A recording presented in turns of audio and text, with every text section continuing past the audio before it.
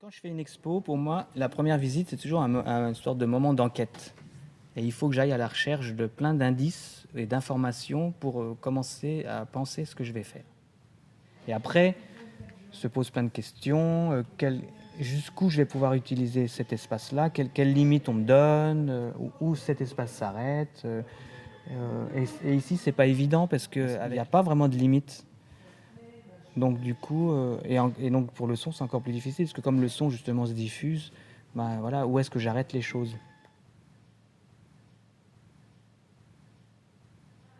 Quand on est artiste, on peut pas être orphelin, on vient toujours après 10 000 autres choses, évidemment.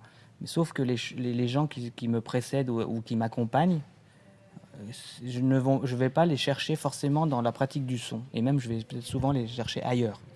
Donc c'est plus des gens qui font des films, des gens qui écrivent, des gens qui font des spectacles, ou de la musique, peut-être plus au sens chanson ou rock ou pop, etc.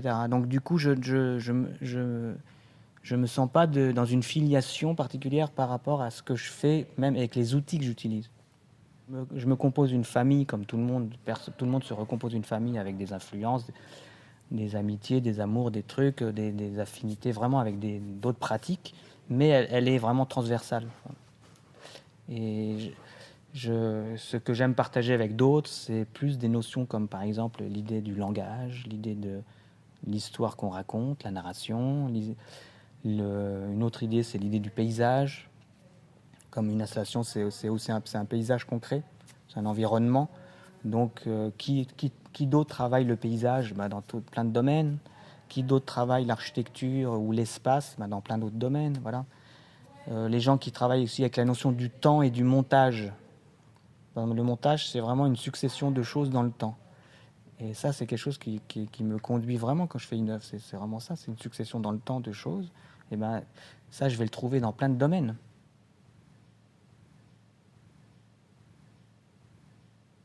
Pour moi, l'approche minimaliste, elle est comme ça, je peux la définir comme ça. C'est travailler avec l'idée d'un manque. Et que la personne qui écoute, qui visite l'expo, va devoir remplir, imaginer et construire tout ce qui lui manque et que je lui donne pas. Et justement, donc faire appel à l'imaginaire et tout ça. Voilà. C'est comme ça.